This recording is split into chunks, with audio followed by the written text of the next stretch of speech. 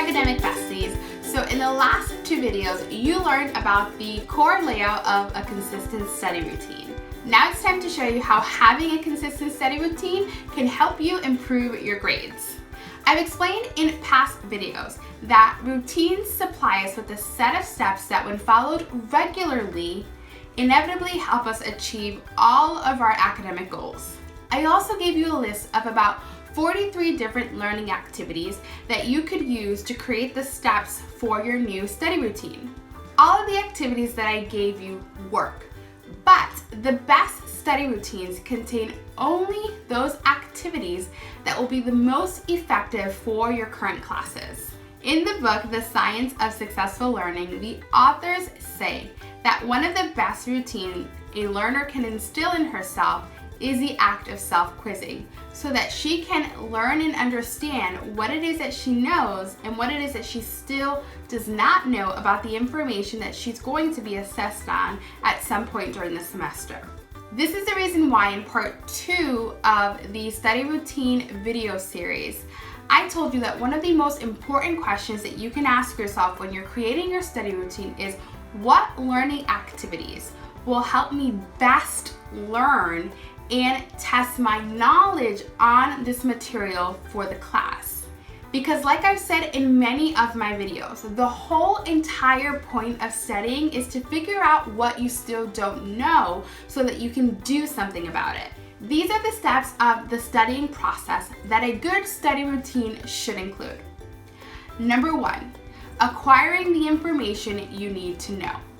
Now this is simple, and it happens when you go to lecture, and it also happens when you read any of the required readings or the assignments that the professor has given you.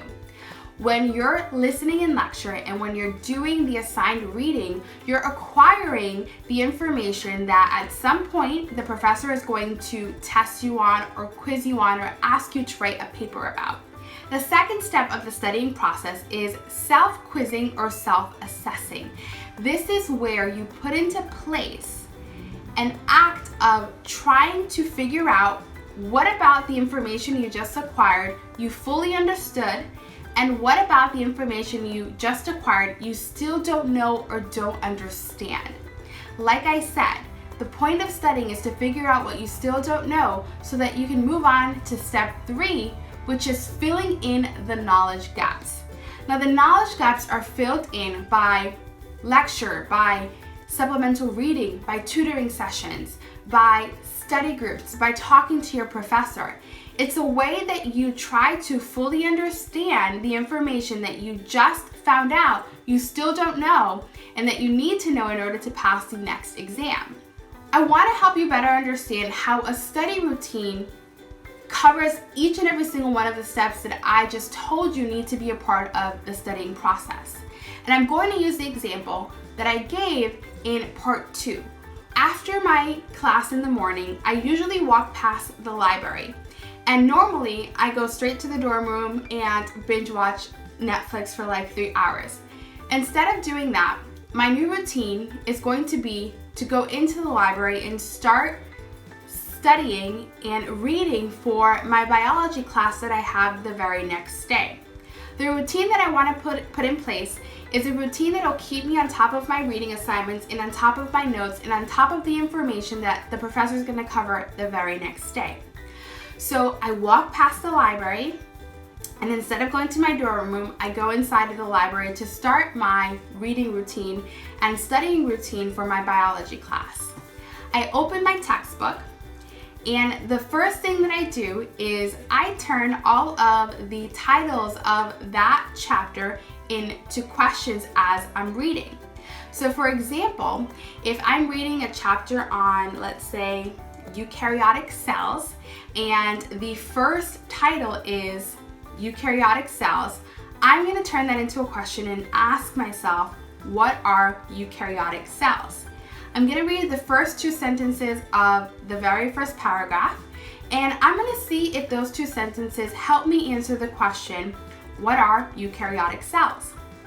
If I get the answer by reading that first sentence, then I don't really need to read the rest of that paragraph unless I don't fully understand that definition. So already I am doing step 1 and step 2 of the studying process. Number 1, I'm acquiring information, so I'm learning about what eukaryotic cells are.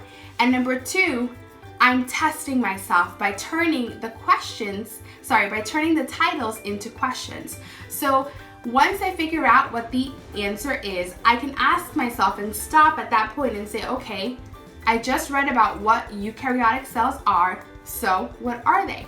And then what I do is I spit out the answer. I try to verbalize that answer and quiz myself to see, did I really understand that section?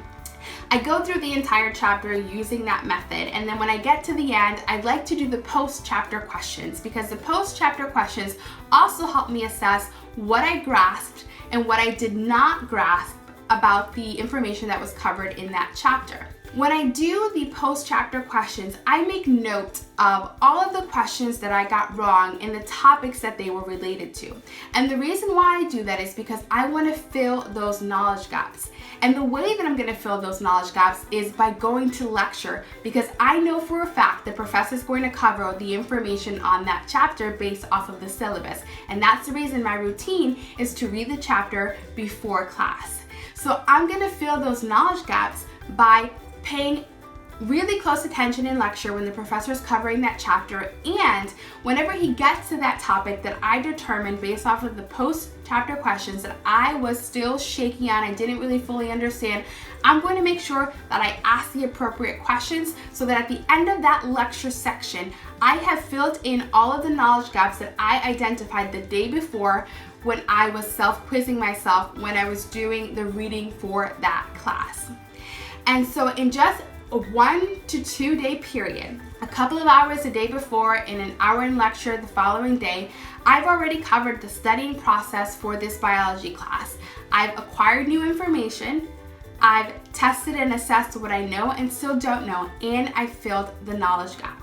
So performing this routine of reading before class, doing the post-chapter questions, asking myself what do I understand about this chapter as I'm reading it, and then filling in the knowledge gaps in lecture, I'm ensuring that everything that I need to know for this upcoming exam, I know. Not only does this method help me cover all of my bases in terms of knowing everything that I'm supposed to know, but because of the fact that I have a set of steps that I follow, if I get the exam back and I did not do well on it, I have a list that I can go off of and reassess whether or not that study routine, those steps, helped me achieve the grade it was that I wanted. Obviously, if the grade came back and I failed, something within my study routine wasn't working, and now I have something to bring to the professor that he can help me walk through and figure out what learning activities would be better suited for the type of exams that he gives and the type of information that's covered in the class, which is super important because you don't just want to put a study routine in place, but you also want to regularly assess whether or not that study routine and those steps are actually helping you achieve the grades that it is that you want for that class. So having the steps already listed out gives me a place to start from where I can audit what it is that I'm doing and whether or not it's working, and I can even bring that to the professor and have him help me come up with a better routine to pass his or her class. So what I encourage you to do, if you haven't done so already, is to watch part 1 and part 2 of the study routine video series, because that's going to break down what needs to go in a study routine, and it's also going to tell you the learning activities that help you acquire information and help you test your knowledge and also help you fill in knowledge gaps. So that'll help you build a really great study routine that will help you improve your grades during the semester.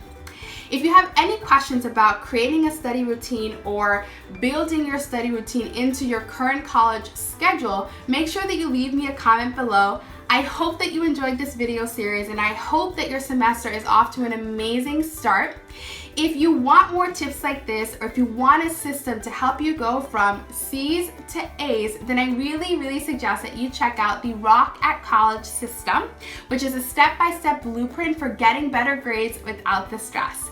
And you can check that out at roctatcollege.com. As always, thank you so much for watching. Bye. I hope you enjoyed the episode of Soulful Study Sunday you just watched. I have so many more study skills and practical college advice in the Rock at College system, a step-by-step blueprint for creating your own study system. Get better grades without the stress, overwhelm, and lack of social life over at roctatcollege.com.